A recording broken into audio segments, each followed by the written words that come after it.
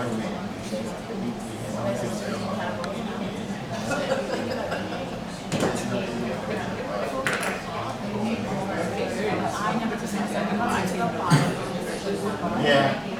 are supporting the special advisor in coordinating the Africa's Youth Voices program.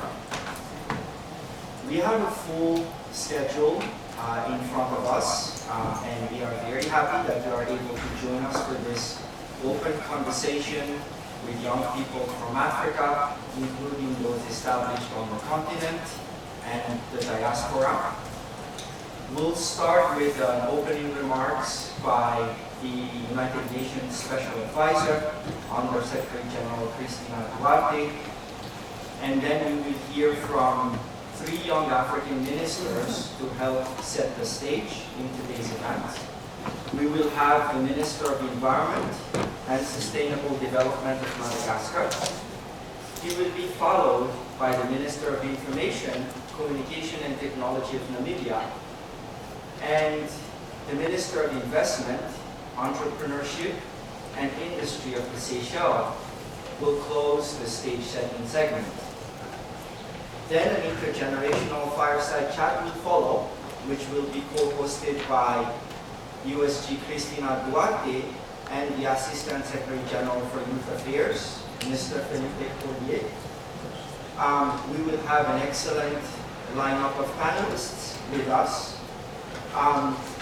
During the intergenerational fireside chat, we will have an opportunity to engage with you here on the floor as well as online. So if you are not connected on YouTube and sending us chat messages, please do so. The link is on the website of the United Nations Office of the Special Advisor on Africa. And then ASG Collier will close today's event with his remarks. And I'm very proud to hand the floor over to our moderator, who is none other than Madame Michelle Chibunga. Michelle Chibunga is the Chief Executive Officer and founder of Global Policy House. We would like to have within OSAA a strong program on youth. So we started this process, this journey 3 years ago. And the main goal of African member states was, through the implementation of this youth program, to create a space in the New York stage for youth voices. Why? Why? Why to craft a space in the New York stage for African youth voices? As simple as that. Because the New York stage is the stage where global narratives are put. Peace TV reporters have been active at the UN headquarters since 2010, the age of former UN Secretary General Ban Ki-moon. They are often invited to gather pictures and news about high-level meetings and events at the UN headquarters. We usually report live on the scene the events of dozens of countries, including the US, France, the UK, Israel, Germany, Russia, Egypt, Kuwait, Bulgaria, Ukraine, and Morocco, and the EU at the UN headquarters and their residences in New York. Our news reports have, in part, kept the international community up to date with the work of different governments so that people everywhere will know the great efforts and contributions of the UN to world peace, international affairs, and multilateralism. Behind all these 3 steps, there is the same conceptual framework. And the same conceptual framework, if you allow me, is in the title of this event. Is in the title. And allow me to read the title. I love the title, by the way. The title says, Building Tomorrow's Leaders Today. Building Tomorrow's Leaders Today. Fostering youth ownership for Africa's future-ready leadership. I never saw such small sectors with such huge country. You talk about ownership, you talk about leadership, so enough. And the title brings, I believe, the main issue, the main challenge now, ownership. This is, and yet if you squeeze the lemon, this is a root problem of Africa. It's not let's say, unequal trade of agreements. It's not illicit financial flows. These are the tip of the iceberg. But if we dive, the root cause of this tip of iceberg problems are a question of ownership. Why? And I would like to bring to this conversation to link ownership with the financing paradox. After Africa has been captured in the past 50 years, has been captured by a financing paradox. Rich in financial resources, I'm not saying natural everybody knows. Rich in financial resources. As we speak today, Africa already finances more than 75%. Allow me to repeat this number. More than 75% of its own development. It's not ODA. It's not FDI. Are African resources financing more than 75% of Africa's development. The question is, why Africa, despite being rich in financial resources, is in debt distress? Africa loses, on average, annually, $500 billion. If our continent loses $500 billion a year, it's because our continent has been able to generate that. I cannot lose my iPhone if I don't have an iPhone. Maybe artificial intelligence will take care of that. But not now. I can lose my iPhone if I have my iPhone before. So if Africa loses 500 billion, it's because Africa has been able to generate. But Africa has been unable to grab, to mobilize. What is the missing piece? Institutions, country systems. Why?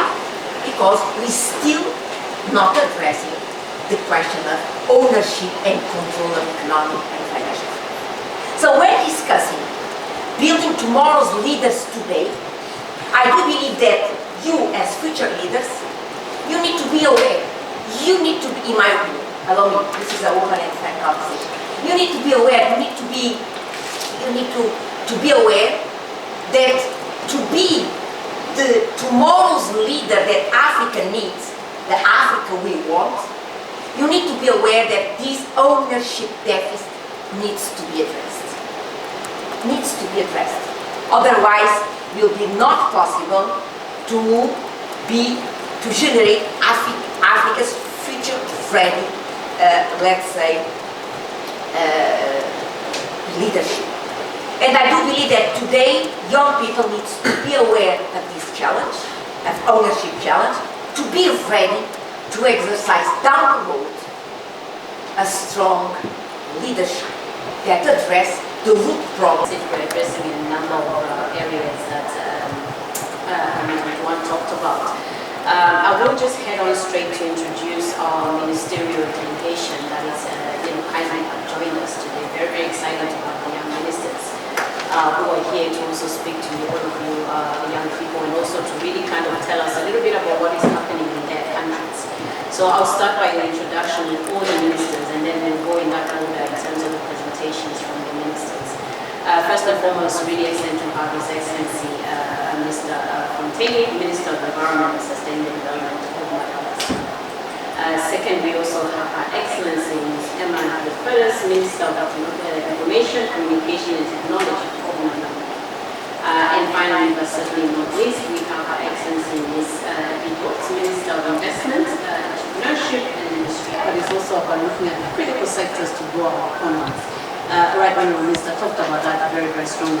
And quickly going into the Honourable Minister in Namibia, and really, really touched my heart when she talked about the importance of voices from young people in conflict areas. We often forget that we actually have countries where we're not all in stable conditions. I think it's very, very important to hear the voices from the young people who are in the conflict zones. You know, the world is going through turmoil, not just in Africa, but the world is going through turmoil. It's important we hear the voices of our young people who are also in the conflict zones, because they sometimes have these solutions.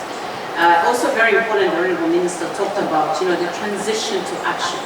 So let's not keep talking and talking and talking about things, let's actually act and start to do things. And I really believe, just like the Minister highlighted, that it's up to the young people to actually act and deliver some of these solutions. But also it's very, very important at global level that we have, she talked about, you know, African voices at global level, you know, African voices on being on the table. We are here on the table today, young people. I think you should celebrate that, and we must, you know, commend the Under-Secretary General and her team for putting this together and making sure that we are at the table and that we are being heard. I think very, very important. And certainly also she talked about the importance of leadership, tackling corruption, and also not making norms of their crippling normalities, right? I think that point is very, very important. Let's not make things that are detrimental to the continent a norm, right? Things like corruption, let's start to tackle that and handle it. And corruption does not reside just in Africa, but globally, right? But we have to handle our own business and make sure that we're tackling the things that are crippling us as a continent. And finally, but certainly not least, you know, very, very passionate address from the Minister, Honorable Minister from Seychelles. 100% agree with her with the points around how we Africans can actually make it work. I think that came out very strongly. If we put our minds together, if young people come together, we can lead the world. I truly believe that. Even for myself as a business, I set up my business with the belief that I can do it.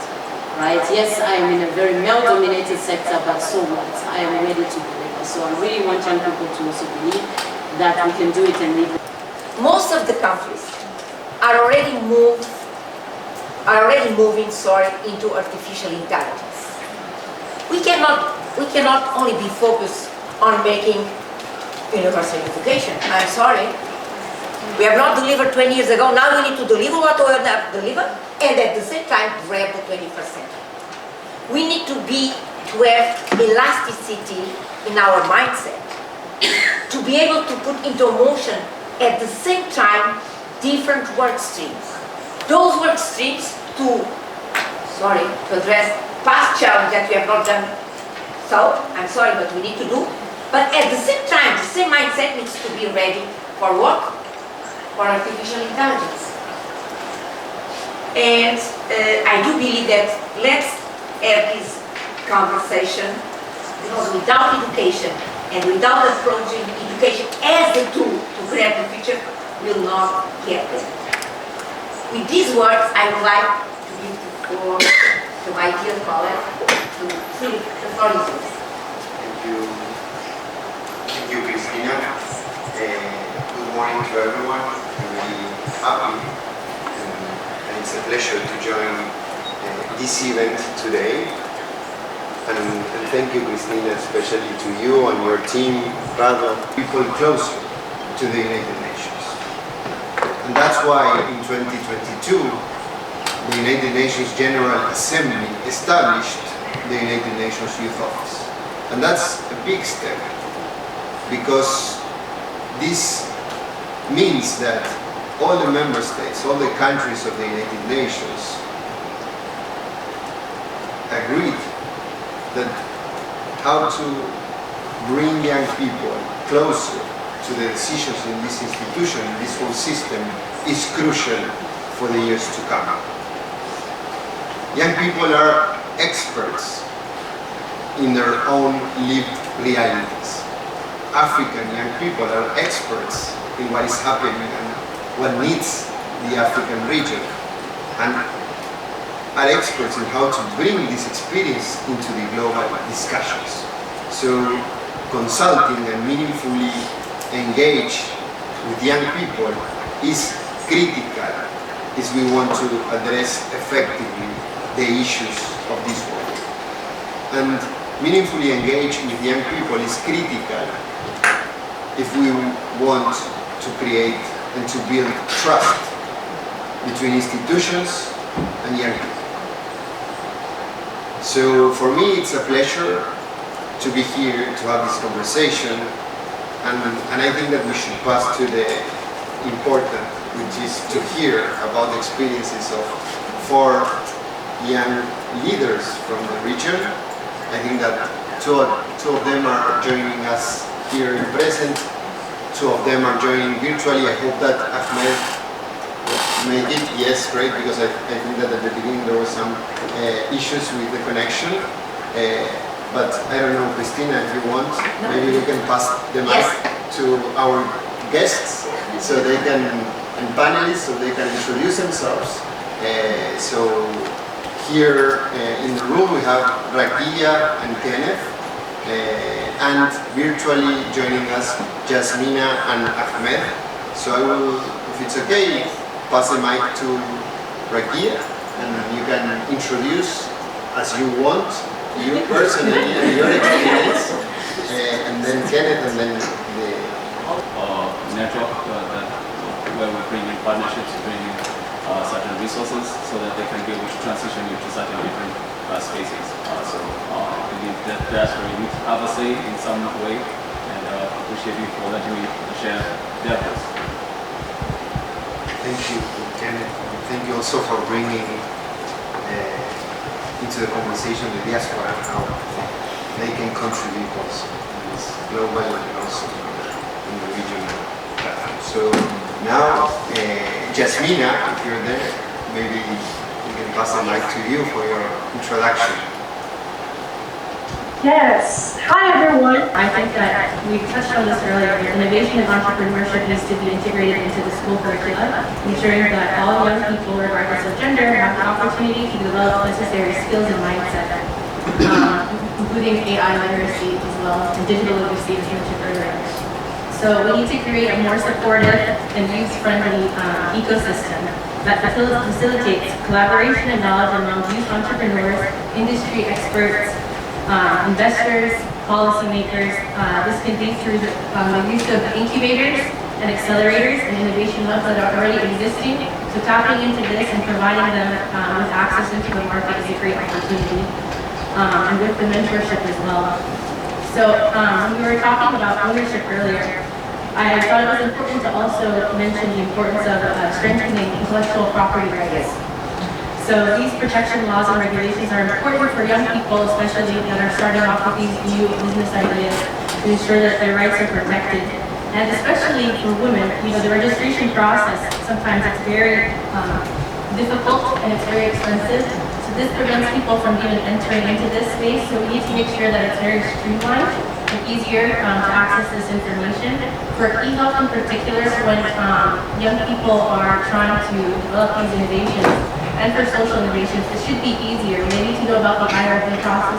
They need to know about all these other barriers that make it difficult for them to, getting into action. This has been repeated by many, and I'm taking notes here, including the ministers. So let us do something small or big and be proud of our actions, because actions speak louder. Let ourselves every day ask ourselves every day, every week, what did I do today as youth?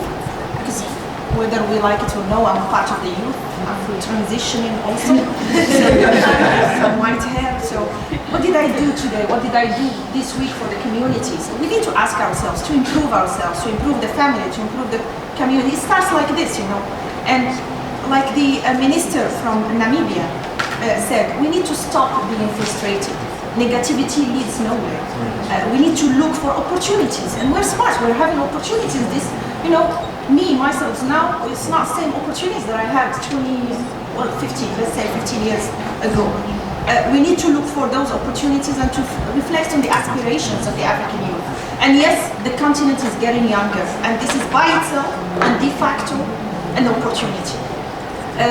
Let's not talk about, because I had a speech, but I'm not gonna, the 1.8 billion people in the world constitute 18%. These things I will leave them for, I'm not gonna take much of the time, but let me just say that investing in accessible and quality education, including STEM education, this equips youth with the knowledge and skills. Investing in opportunities in terms of learning and training. You want to take those youth to the job market. Is to make sure we are talking about STEM and also policies that are gender deliberate.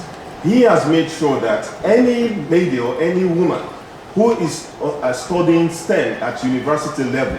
We do those at the cost, of no cost to them. The government takes responsibility of that. Because we're all talking about unemployment, how it is difficult to access resources, where African leaders, we have to start taking responsibility to provide those resources for our people. And of course, there are so many challenges, social challenges in Africa as well as in the world. For example, we talk about unemployment, and our young lady there has provided very, very good models as to how to overcome those and to include women in entrepreneurship and business ventures. It's very, very important. But we also have some other youths who are outside of the education circle, who are, it's difficult for them to access formal education right now because of their age, and they cannot go back to primary school or secondary schools. What do we do for those youths? Some of them are taken into drugs. Some of them are taken into violence. Some of them are taken into crime. So it is important for us as African youth to really, really hold our government responsible to make policies in place that will address those issues internally. And we as Africans, we have to see ourselves as one. We have to be united. We have to speak with one voice. We cannot be speaking from different sides of our mouth in the room, and we expect the Europeans and the Americans to respect us. We have to stand as a united continent, as we have the United States of America. Look forward to working with each one of you in your countries as we elevate and amplify your voices. And I'm a proponent of African youth and the work that they've been doing for the last 20 years and being with African youth before coming to the UN. So this is my home. I happen to be around the youth, and you bring new voices, you bring action, you bring hope. Yes, a loudly voiced office. Second, as in my office, just a coincidence, we are about to write, and I hope to finalize a report on cause of conflict in Africa, and the 2024 report mentions exactly how the dysfunctionalities around the rule of the law system in Africa, in some countries, has been feeding instability and conflict. Third, we reach a stage that we Africans, we need to be the first to talk about our own problems and not to wait for third parties outside the continent to point us a finger. Reflecting also on what the USG was bringing into the conversation, I highly encourage you to engage with your capacity also in this process, to engage with the UN in your community, in your country, to engage with your governments at the national, the regional, and at the local, to engage with your communities. And on our side, we're going to push and to support in our capacity the negotiations taking place so we can put youth at the center, because it's crucial. If we want to bring trust into this multilateral system, we need also some transformations that create the platforms for a meaningful engagement, not only of young people, citizens in general, but especially of young people. And creating these possibilities is really a smart decision to take. Creating this mechanism is, of course, based on a human right to participate, but it's also to be more effective when addressing the issues, and it's also to bring this 50% of the population closer to the decisions so that they feel part and they trust in the decisions that are made. So thank you once again, and I hope that this is the first of a series of conversations and opportunities to collaborate. Thank you.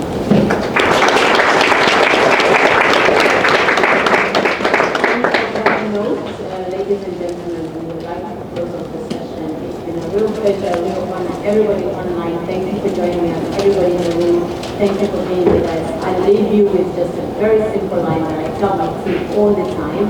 You can you will and you absolutely already have. So let's continue our caveat for the future.